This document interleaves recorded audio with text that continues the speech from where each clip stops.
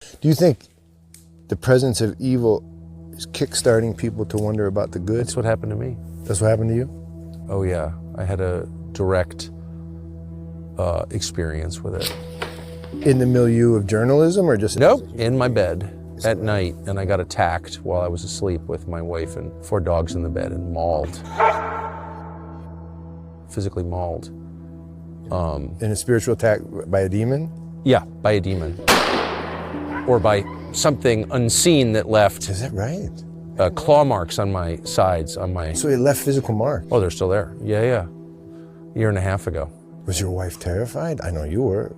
I wasn't. I was totally confused. I woke up and I couldn't breathe and I thought I was going to suffocate, and I walked around outside, and then I walked in and my wife and dogs had not woken up, and they're very light sleepers. And then I had these terrible pains on my rib cage and on my shoulder, and I was just in my boxer shorts, and I went and flipped on the light in the bathroom, and I had 4 claw marks on either side underneath my arms and on my left shoulder, and they're bleeding. Wait, they were bleeding? They're bleeding, yeah. No, they're actual claw marks. And I sleep on my side, so I wasn't clawing myself. I don't have long nails. And they didn't fit my hands anyway. But yeah, that happened. So I'm not from a world where things like that happen. I never heard of anything like that happening before. I had no idea what that was. I knew it was spiritual immediately. You did? Okay, that was gonna be my question. Yeah. I don't understand to this day. I'm not gonna put it You didn't try to refute the spiritual part in your own mind. You went right into the... Well, it didn't make any sense, and it doesn't now.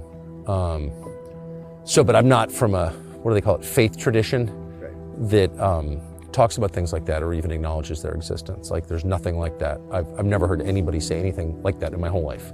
What was the next day like? Well, the next morning I woke up and I thought that was the weirdest dream I've ever had. And then I saw blood on my sheets and I realized that was not a dream at all. I called my assistant, who was like the only evangelical Christian I know, well enough to call with something bizarre like that, totally bizarre like that. And she said, oh yeah, no, that happens. Yeah, people are attacked in their bed by demons. What? What are you even talking about? Yeah. So, I'm not leaving anything out, and I'm not pretending to understand that. I can only say what happened to me, and that did happen to me. And then I was seized with this very intense desire to read the Bible, which I then started without any study aids or anything. I bought a Bible that didn't have any. I'm not interested in editorializing in the Bible. I just want to read it and see what's in there myself. I have very low levels of trust for Christian pastors, most of whom, I'm just not a fan at all. And sorry to say that, but that's how I feel.